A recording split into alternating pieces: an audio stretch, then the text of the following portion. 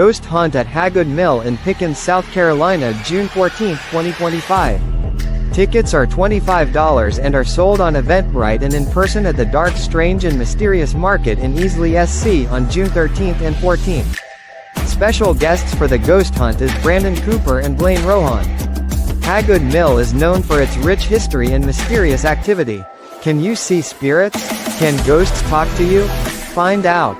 Ghost Hunt, June 14, 2025. Tickets cost $25. We will gather at 7:30 p.m. Eastern Standard Time and do a history haunting tour until midnight.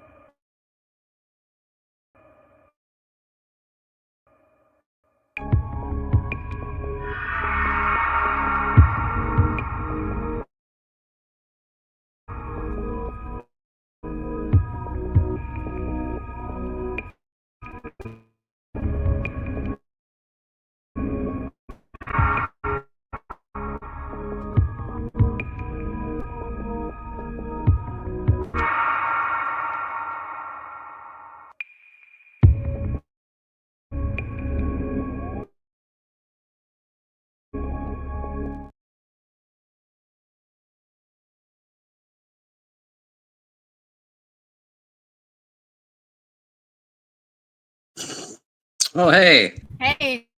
Welcome to Nightmares. Yes. Shane in from Savannah area.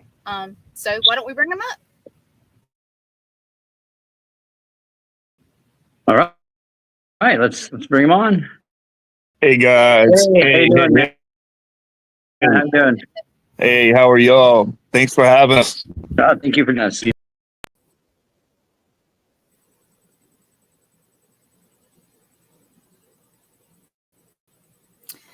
Hey everybody, for anybody that's watching this, Chad got called away on an emergency and I was trying to play or replay an old episode and it is glitching. I'm going to try one more time. Thank you. It's not going to be a live show. I apologize. But like I said, Chad got called away on an emergency. So please, and thank you for tuning in, but please come back next week.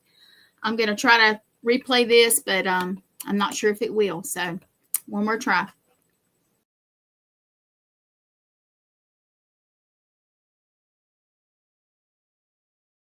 Close to Savannah. We're about 45 minutes from there. I live in Beaufort, South Carolina. I wasn't sure, so yeah. Yep. Well, Right on. So we're getting closer to Halloween, huh? When is that? Like just in a matter of days? Yep, Thursday? matter of days. And the time of the year that the boogeyman's on everybody's mind, well, most people anyway. Yeah. Yeah. All year round, so yeah.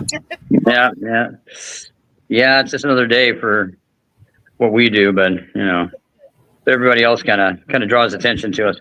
So why don't you tell us a little bit about yourself and what you do and All how right. you got into this? Well, my name is Shane McLean, and and I am a demonologist. I studied. I was in Bible college. I was a pastor for 3 years. So in ministry wise, I am a licensed and ordained minister. I specialize in spiritual warfare and demonology. And I'm also a case manager. We are case managers for the Paranormal Society of Savannah, and we are active founders of Outer Realms Paranormal. And I've been chasing paranormal. I'm 47 years old. I've been chasing paranormal since I was 10 when I had my first experience.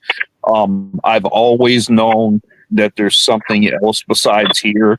And, you know, even being in the Bible Belt and even me being a pastor, you know, I always knew that there was something. And, you know, when people would come into the church and they would, you know, they have real problems, you know, I just got really fed up with, people coming in and, you know, we tell them, oh, we'll pray for you. We'll put you and your family on a prayer list. Sometimes, you know, faith needs action, and I didn't realize the need that was so symbolic and so needed until I actually left the church to pursue,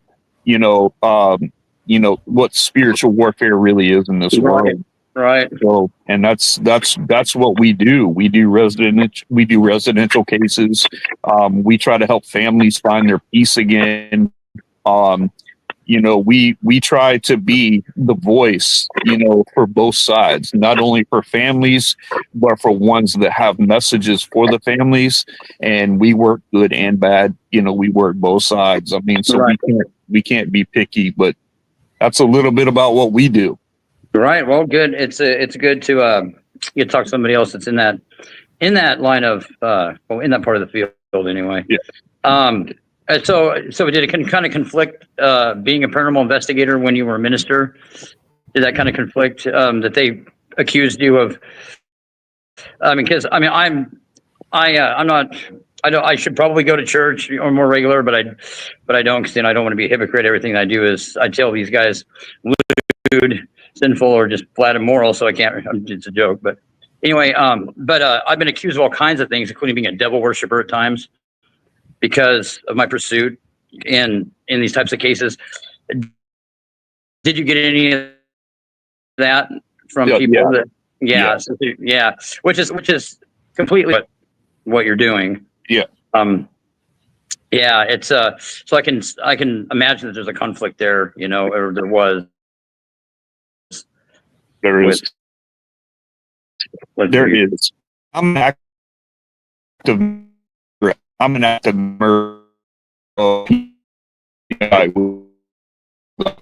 clergy. It's bridging between paranormal and clergy. Right. So right. That's a good deal.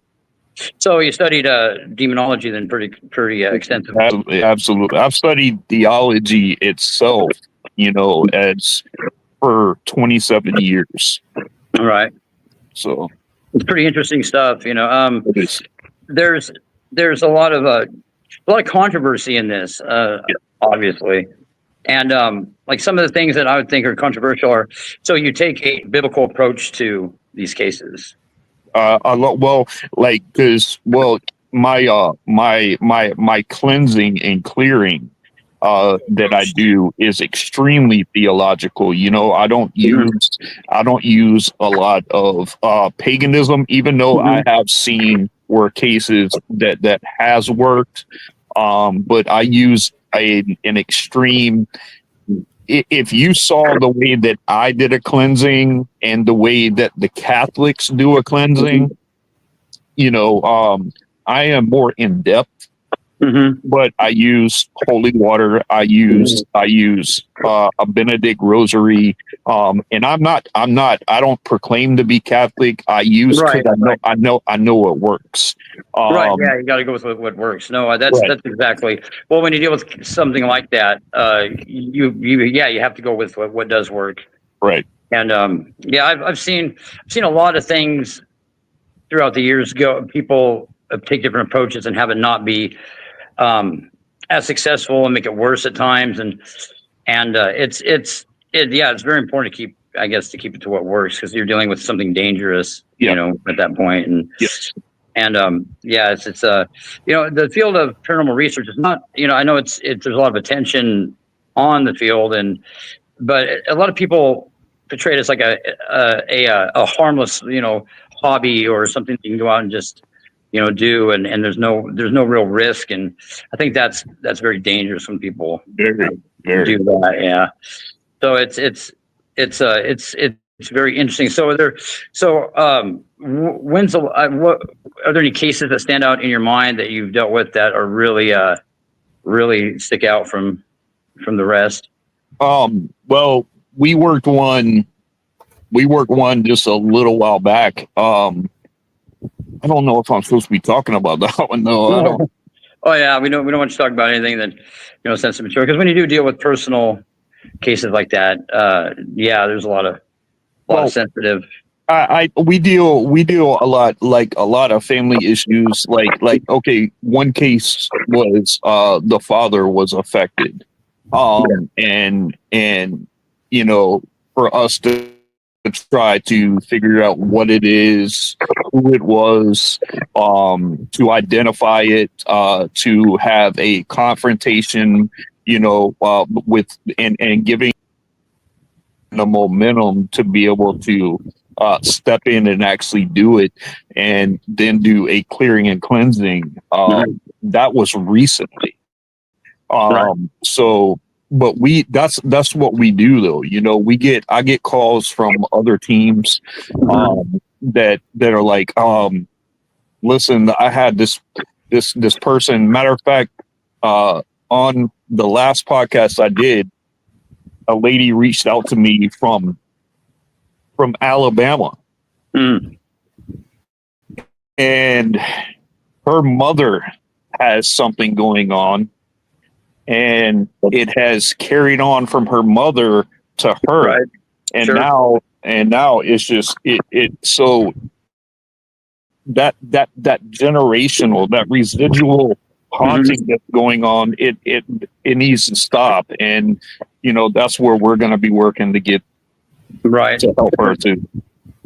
That seems that is, when it comes to that type of phenomenon, that seems to be something that happens, often in those types of cases where it's like they inherit this being or these entities, whatever they are, or maybe, and it's and usually now you're not talking about possession, you're talking about somebody that's oppressed, right?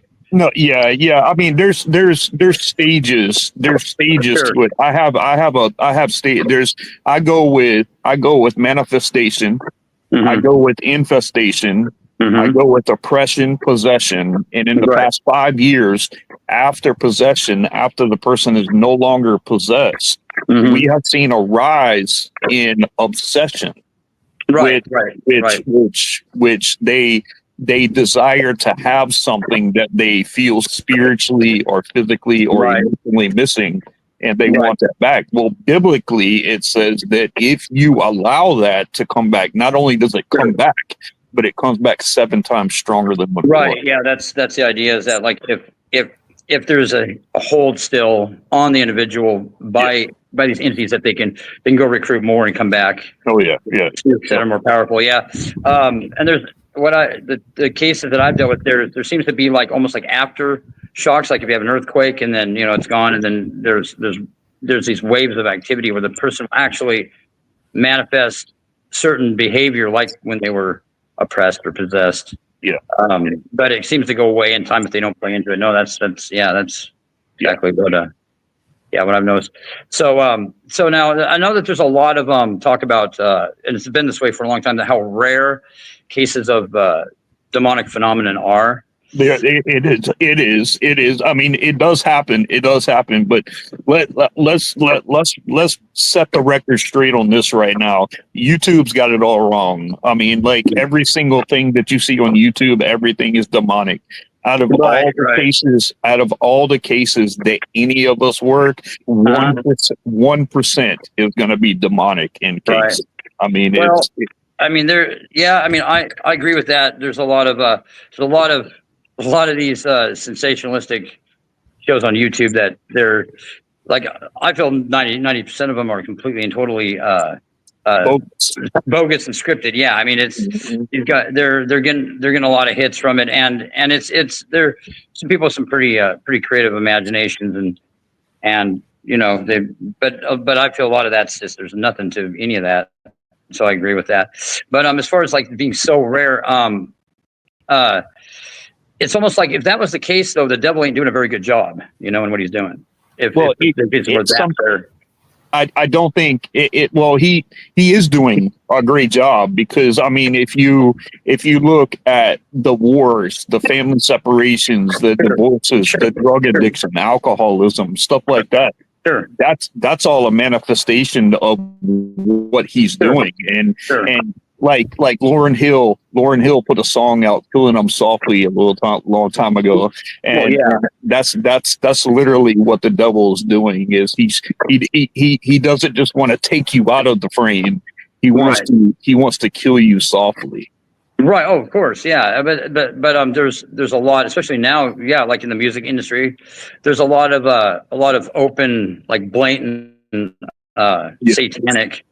satanic symbolism. Yeah. Now, so it's like, it's hard to, there are, I gotta say, I don't really think it's that rare that you deal with cases of demonic, like the actual cases of possession. Very rare.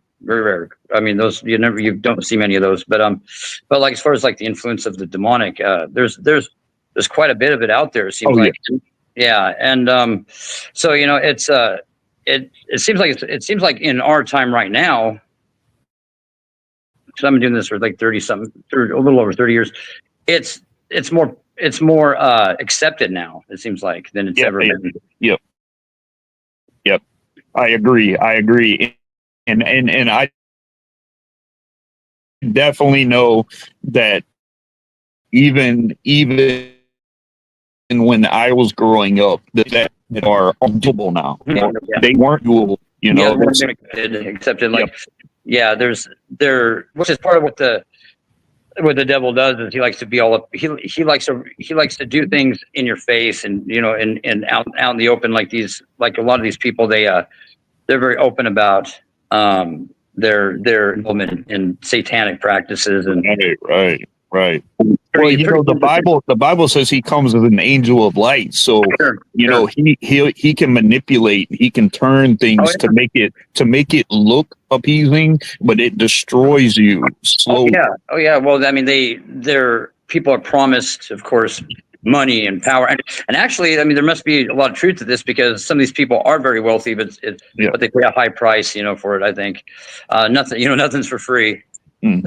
And that's something that once you make a bond or create a union with something like that, it's definitely not, you don't come out on top, definitely. But whatever these things are, they're very convincing, obviously, because people, from the outside looking at what some of these people believe, it seems ridiculous, but to them, whatever they're witnessing is pretty convincing, Yeah, for sure. So interesting stuff. So do you have any? Are you always working? I mean, are you pretty busy doing what you do? Of course, you get probably people contact you from all over. Yeah, I do. I have end-stage renal failure with one kidney, so I'm in dialysis also, and but I made a pact with not only myself, but of course with God, that as long as I'm here, as long as I'm able to, that I'm going to do exactly what I need to do to serve God and to serve His people. Absolutely. Yeah. Once you make, that's it's kind of, I don't know if that's the way it is with everybody, but there ain't no, there really ain't, there isn't no, quitting, once you start this. No. Kind of work. And it's, and what's interesting is when I think, I can't really even think about quitting. I don't know if you've ever experienced this. It's like that part. It's like that thought process doesn't even exist. No. It's very odd, and it's not a burden to do it. And because I've often thought, like, man, I'd be a lot better off if I wasn't involved in these types of cases, because some of them are pretty exhausting. But it comes easier to do that than it does other things in my life, which is kind of quite bizarre. That works out. It really is. It really, and see, I don't consider this like something. This is a calling for me. This is definitely my calling, and I do believe that God had prepared me since birth for this. God's number of completion is 7, right? Okay. All right, my birthday, listen to this, is 7 pounds 7/27/77, and I was born 7 pounds 7 ounces at 7 a.m. in the morning. Wow, that's pretty interesting.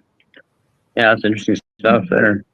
Yeah, I heard it when you were on the other show, and I was like, wow, that's pretty interesting.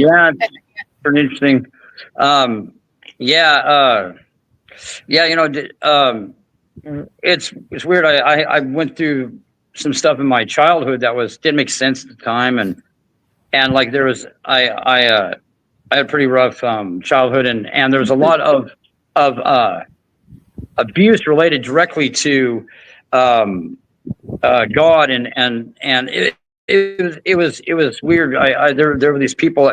First of all, they like, there was a great effort put in to make me afraid of the paranormal when I was a young kid, and especially when it came to demons. Went to this church that was kind of, my family was involved in the church that was kind of more like an occult kind of deal, and they didn't even speak about the devil, or they didn't speak about demons, or they were going to come get you, And I remember these adult people, telling me these. I'm a little kid telling me these stories and trying to scare the hell out of me with it, and I had a fear of the dark and all this, and it's weird that I never think that I would be doing this, back then. It's pretty interesting, some of the stuff that how you're talking about that maybe events in your life get you prepared for things that are coming, or there's an effort to steer you away from that kind of stuff. Yeah, and once you get in our field too, you clean eyes that not all hauntings are demonic. No. There's a lot of people that are just seeking the attention of it, obviously, and people with overactive imaginations, and people. I mean, and I think a lot of locations are active doesn't mean they're haunted. Necessarily, like where activity is pretty easy to find. Energy.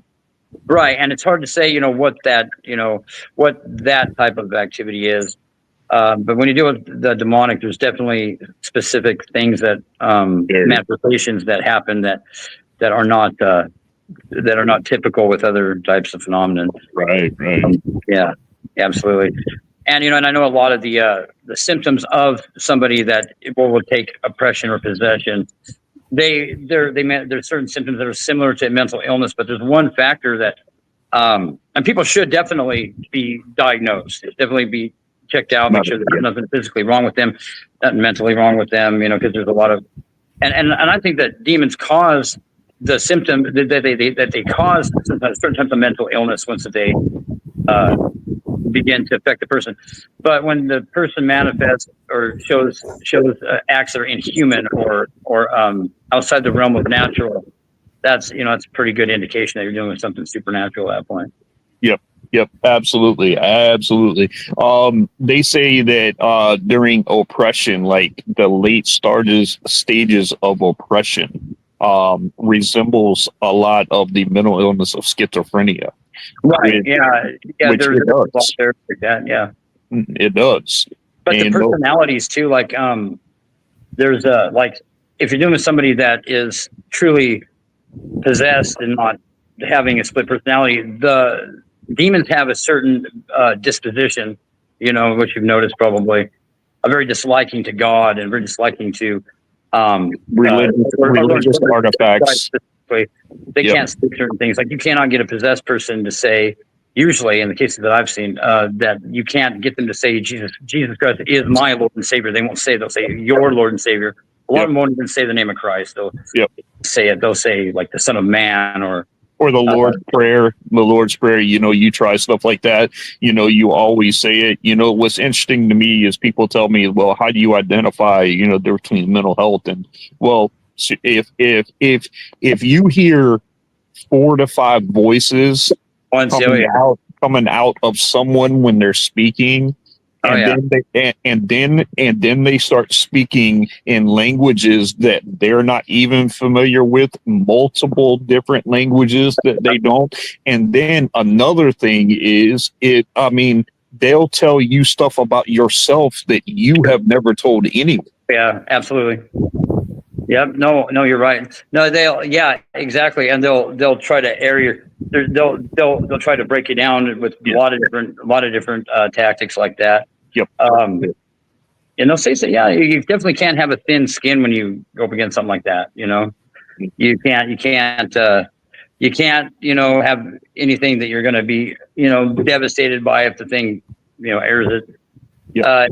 It's definitely. And I look at it like this. I don't care who they are or what profession they're in. If somebody was to sit through a exorcism, sit there, watch what's going on, or an actual exorcism, there's no way that they could walk away from that and say, oh, well, that's just schizophrenia. No. Or something of that nature.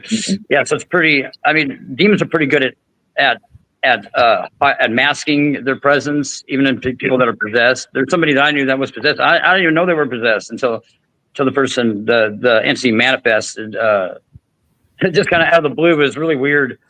And it's kind of in a situation that I wasn't, I had no choice but to actually be involved because, I happened to be there and everything. But the whole, I don't go around looking to expel demons from people. I'm not an exorcist, but I've witnessed a couple cases of it, and it's something that I'll never forget. That's for sure. No. Well, demons, they affect the bone marrow. So the contortion of the body, the things that you're able to do, between, levitation. Things like, there's so many different things in oppression and possession that can be identified pretty and know that it has nothing to do with mental health.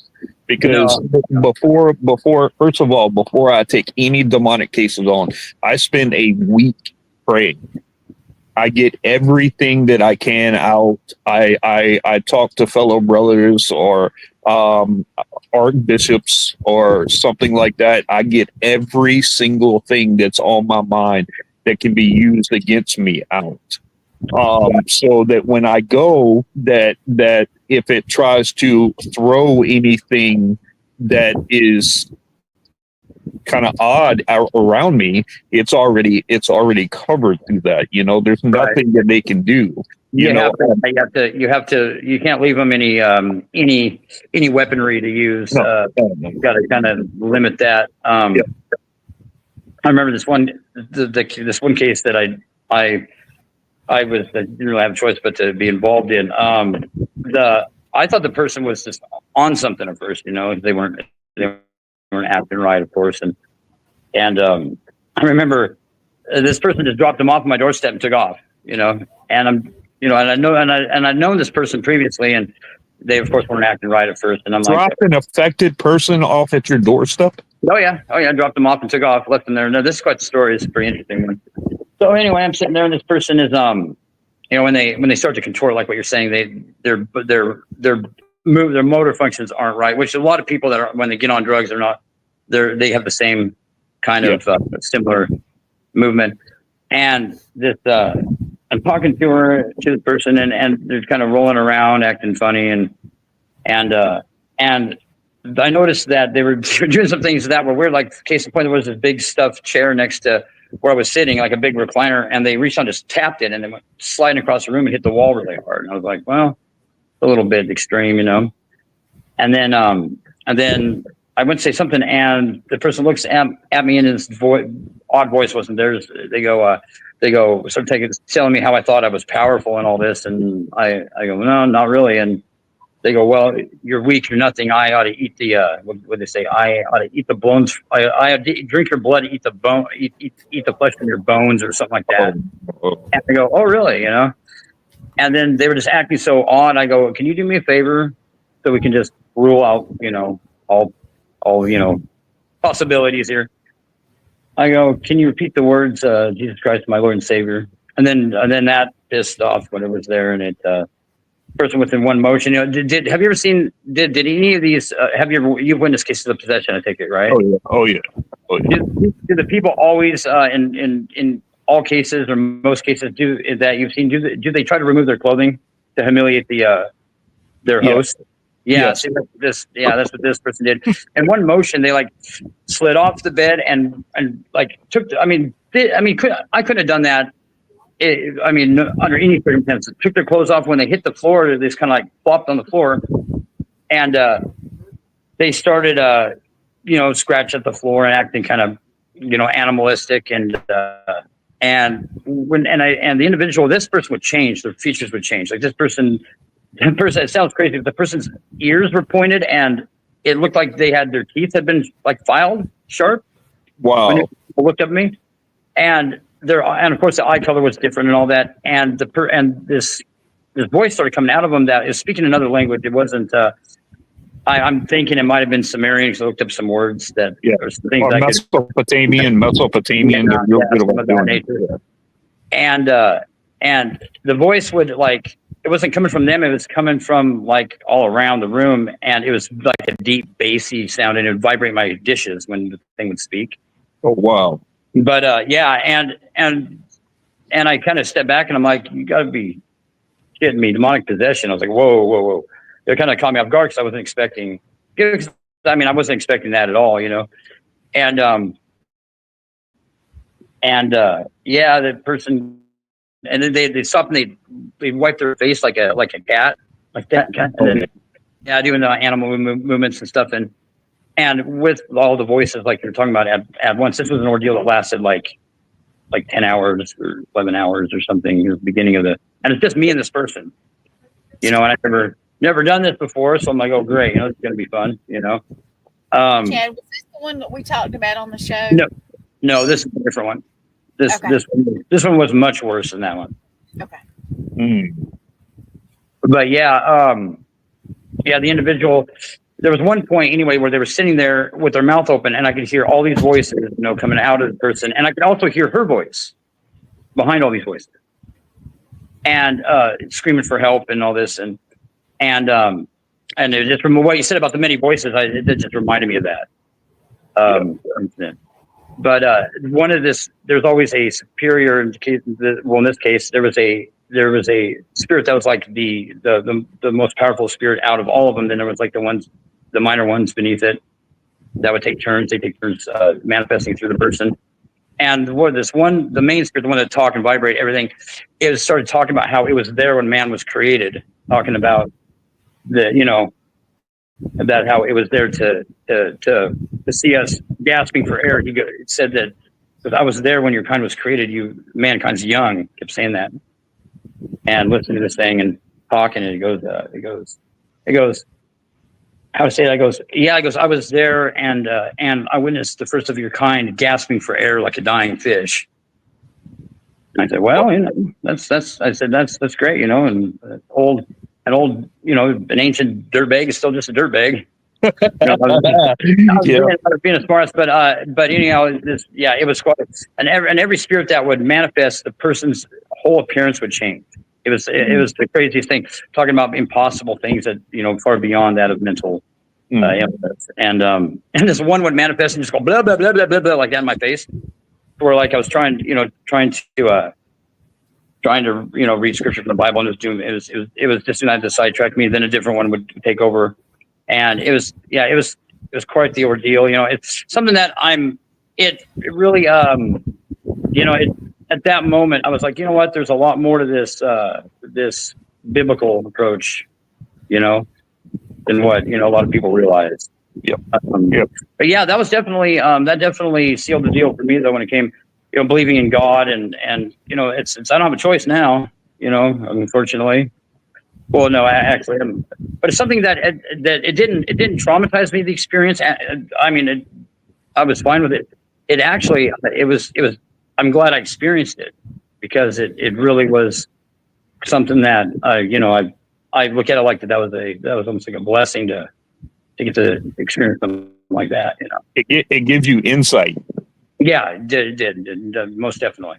Yep, it definitely does. I saw one in a church.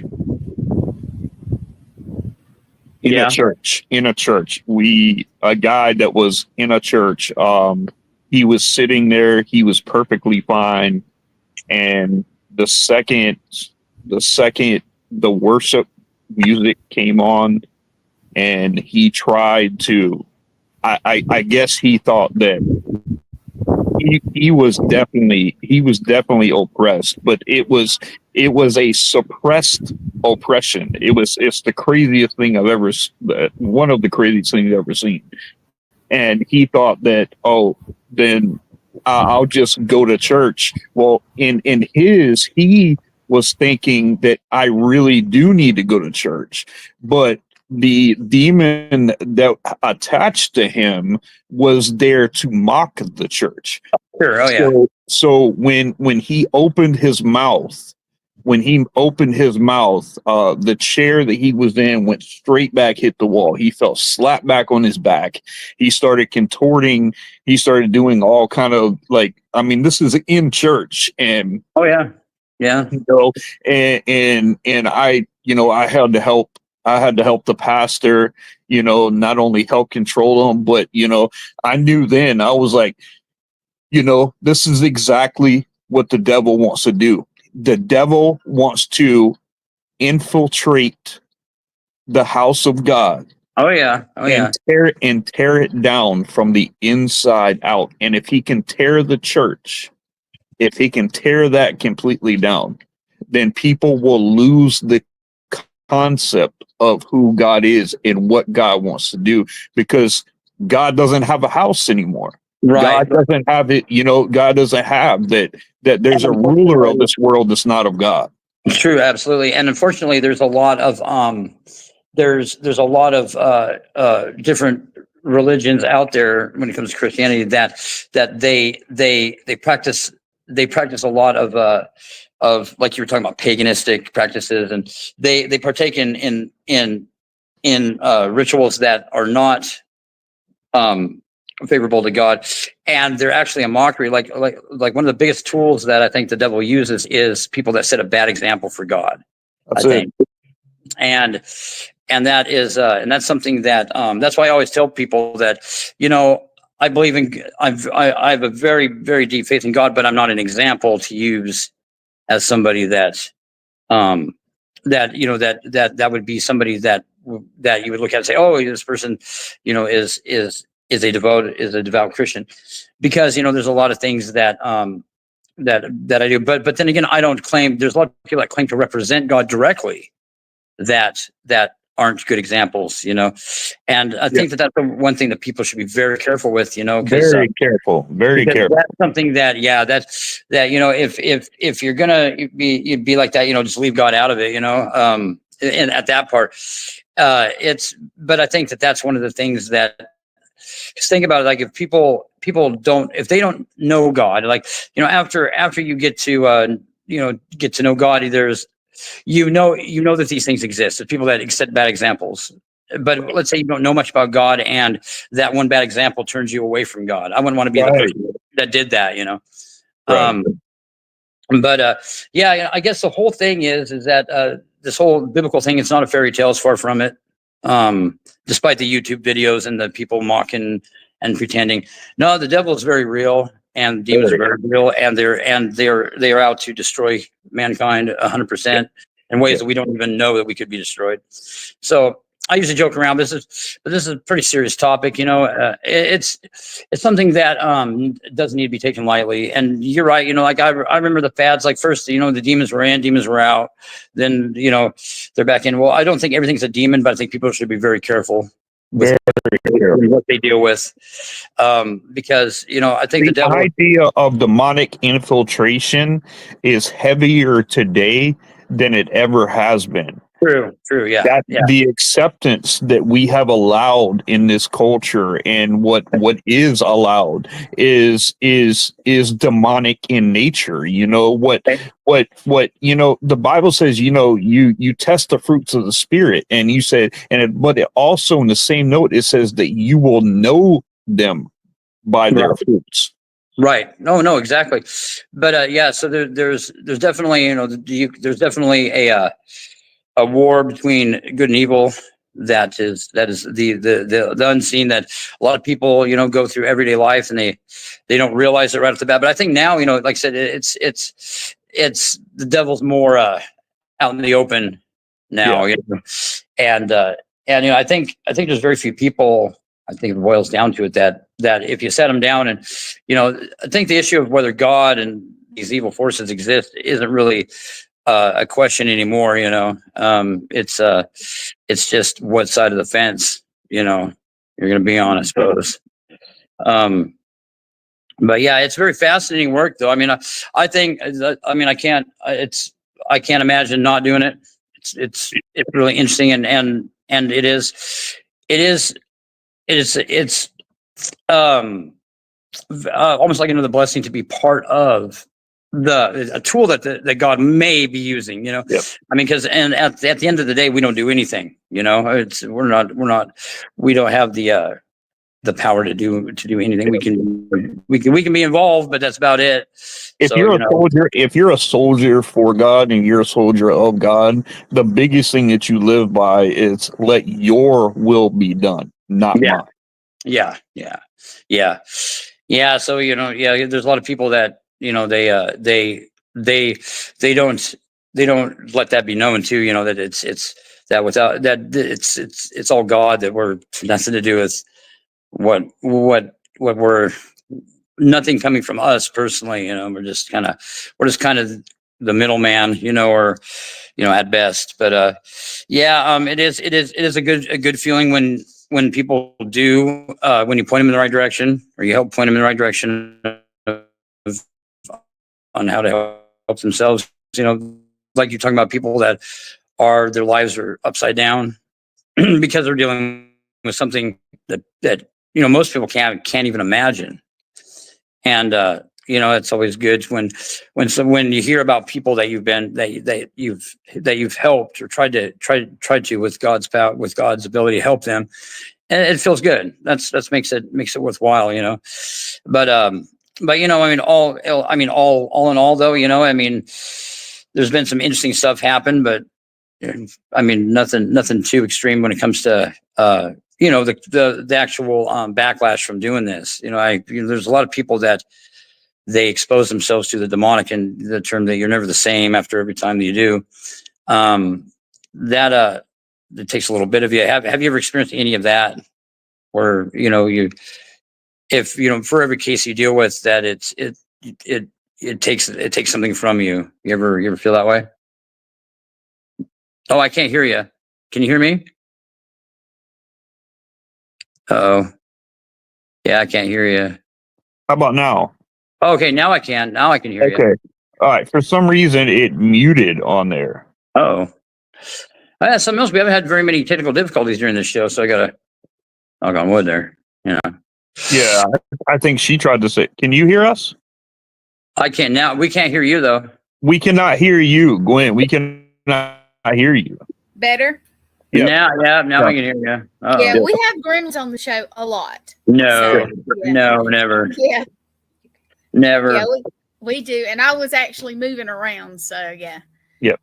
Well, to answer your question, I do. And I even had stuff like took out of me when I was preaching, because I preached a lot on spiritual warfare and things like that. But, every single case, you take a lot out of it.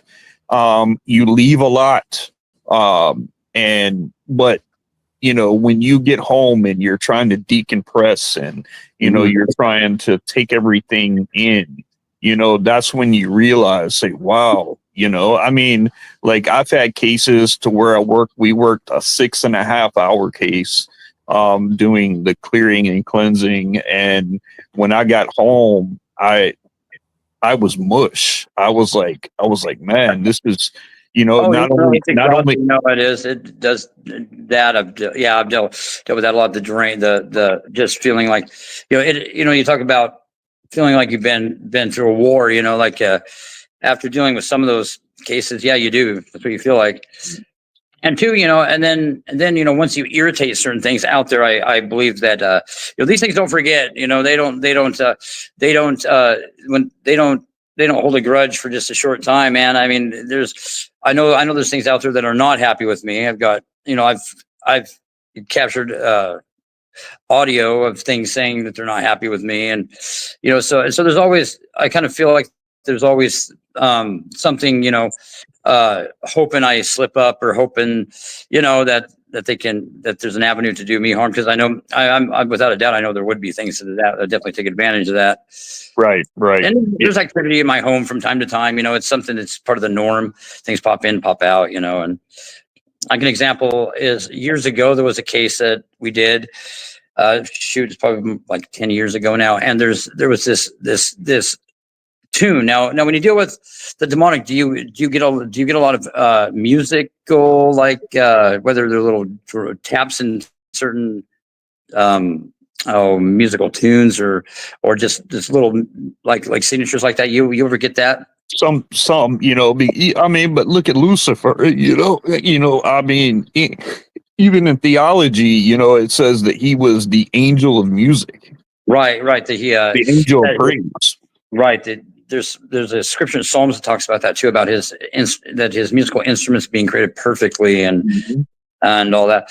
But we picked up this tune that's, I don't really know I'll have to play it on the next show because it's pretty interesting. But I hear that from time to time, all these years later. I'll hear that. Whatever that was, it makes its presence known from time to time by audibly playing this tune. So it's kind of weird, so there's things out there still reminding me, from different cases that they're still around, Yeah. And I mean, you got to be careful. Like there's a lot of music there, and that's exactly what the devil wants you to do. And sure. I mean, there's music when you sing it and you sing it in a repetitious manner like that, you can manifest things into your life. I mean, easy through music. You actually want to watch a good docu-series. Years ago, they came out, they sold their souls for rock and roll. Oh yeah, and that's a real thing too. People don't realize, well, people attempt to sell their soul, but it's like it's just a contract, right? And but people do that. I mean, it's something that I used to think that it was something that was fiction, but not now. I really believe people do that, and that they do gain something temporarily from it, Yeah, but the funny part is, the devil knows this too. Oh yeah, you literally cannot sell your soul.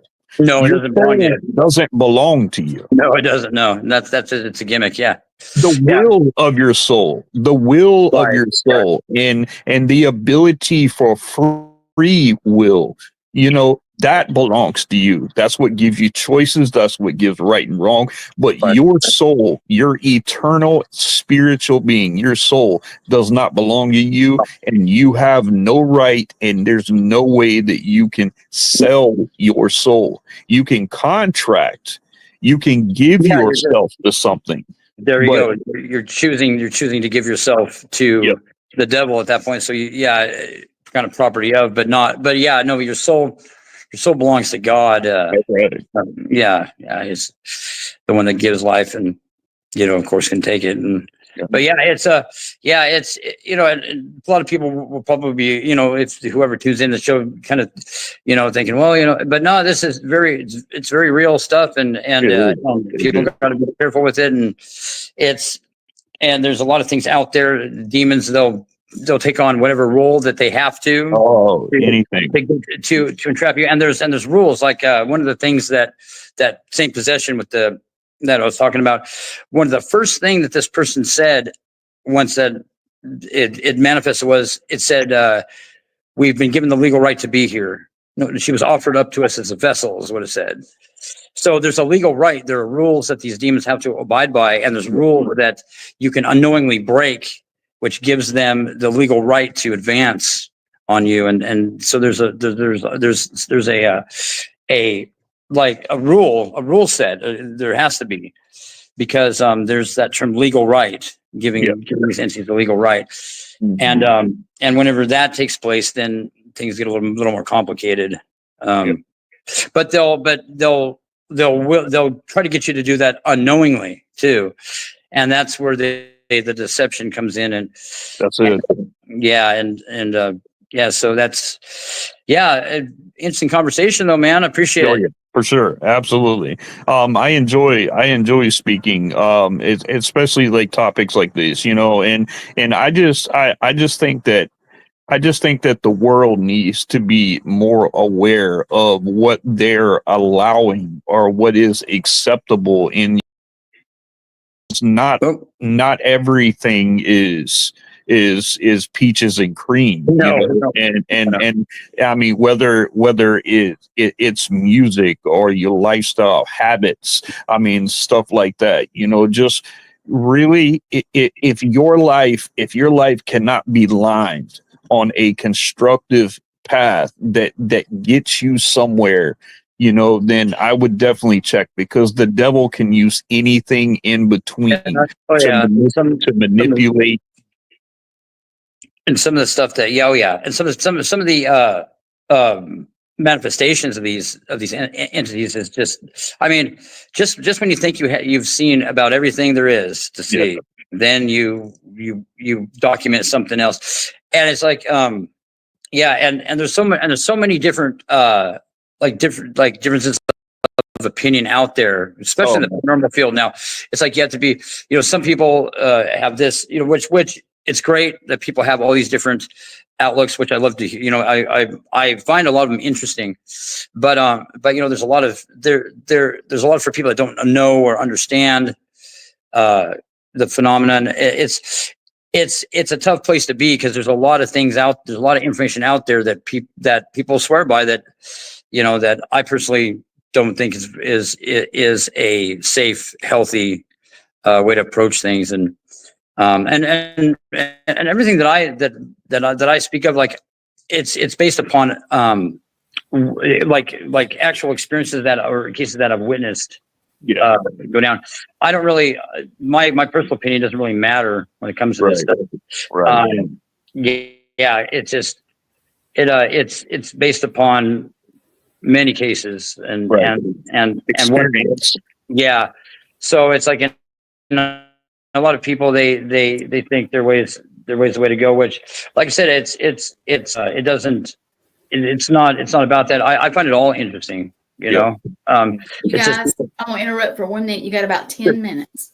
Oh, we do. Okay. Well, if you need to go for a couple, that's fine. But I'm just kind of giving you a 10 minutes. All right. Thank you. You're welcome. So, is there anything you'd like to give a shout out to, or any events coming up, or anything that you got going on that you like to? Well, yeah, we're working on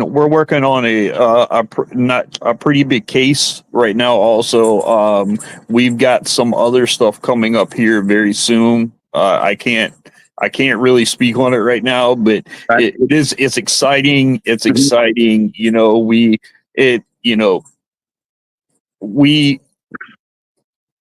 have, I'm trying to think of the events was. See, we live like close to Savannah, so I mean, the society that we're a part of puts on events down there that are really good. We did the Fitzpatrick in Washington, Georgia. You know, and if you guys have never been there to the Fitzpatrick, never been there. You should really try to get there. It's a quiet little town. The place is active. It's a beautiful place. And that's where it's a beautiful little spot, you know, and I think Lee Triana is going there soon. Oh, right on. Yeah. Well, definitely. And there's some stuff definitely that we're working on also, that, you know, coming up in the future that hopefully we got going on. And I'm working on something for Halloween. It's some kind of it's a live investigation, so that'll be interesting. To get people there live, because the last time we did this, there were people that were aware of things that were going on before we were, because they could hear it real time. So we got some stuff coming up, and I'll give you guys some information on that as soon as I get. Awesome. Yeah, my sister and I are about to have Fitzpatrick this weekend coming, next weekend actually. So yeah. There you go. Yeah, remember she told us she wanted us to go. Yeah, I know. I would love for you guys to come. Yeah, I would definitely love to be there. Yeah, my wife has to work though. That's the whole thing. Like Saturdays, she gets off at 3:00 in the afternoon, and then I know it took us right at about 3 hours to get there. It was definitely, I would do it all over again. If I had a chance to really go there and do it, I would love to investigate the Fitzpatrick again. Well, it was great last time, but we're going back Saturday. Yep. Go into the ballroom. Go into the ballroom there, and take a ghost meter. The EMF that lights up at the top. Yeah. Take a ghost. When we were doing the Estes method, when you were doing it, I was in there with you guys that night. So yeah. The Estes method in there, but if you take that ghost meter and when you have the lights off and put it right up against that mirror, when you walk into that room, the mirror on the right, right there, if you stick that there, you will see there is a portal in that mirror. Okay. Well, I'm gonna be in the background, but you guys finish up and okay. Is there anybody in the room with you, Gwen? Yeah. Okay, I thought I heard a whisper or something. Yeah, my friend is here with us. All right, okay. Make sure there's always somebody with me, whether I'm alone or not. So here. Yeah. But yeah, I'm gonna go down here, but I'll be with you guys. Okay. So you just yell at me when we get finished. All right. Okay? Well, we're wrapping up, I guess, and. Again, I want to thank you for joining. Absolutely. Thank you so much for having me, man. It was a pleasure meeting you, and it was a pleasure being on the show. I think conversations like this are very beneficial, and you talk about the knowledge and what you take in and stuff like that. The Bible says study to show yourself approved unto God, but it also says that the knowledge of this world is foolishness to God. So not only do we have to be careful, but but be careful what you take in. Be careful what you allow. That's it. Absolutely. Yeah. Yep. Allow to be a part of your life. And it can be just as dangerous as a drug, just as dangerous, because once you manipulate and start changing those aspects of your life that shouldn't have been changed, it's harder to go back. Well, yeah. And there can be something can get a foothold in your life without you realizing it pretty quick. And these things are definitely out to they got bad intentions, to say the least. So yeah, it's dangerous. It's a controversial subject, but like I say, what do I know? I only work here. That's what I say. So yeah, that's right. Then, but yeah, doing what we do. Well, you know what? Hey, you stay safe out there, and we'll close it up. Thanks again for coming on the show. Good conversation. Thanks, Glenn. Absolutely. And I got back to the y'all. I'll have to talk to y'all later about a couple things too. Okay. Okay. All right. Nothing bad. All good. All right. Good stuff. Hey, it was a pleasure, man. And thank you so much for having me. My sister and I will be having a podcast soon, like a brother and sister podcast. And I would love to have you on.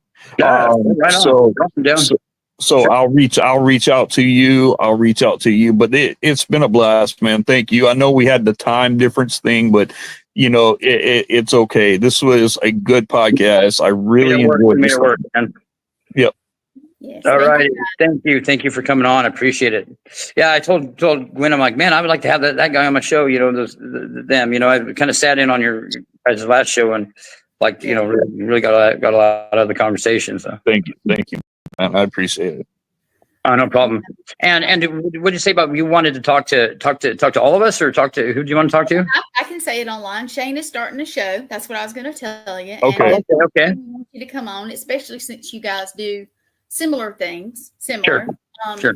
But Monday night is going to be the night for you guys kind of things. Okay. So that'll be So the demonic, you know, The dark, nasty stuff, huh?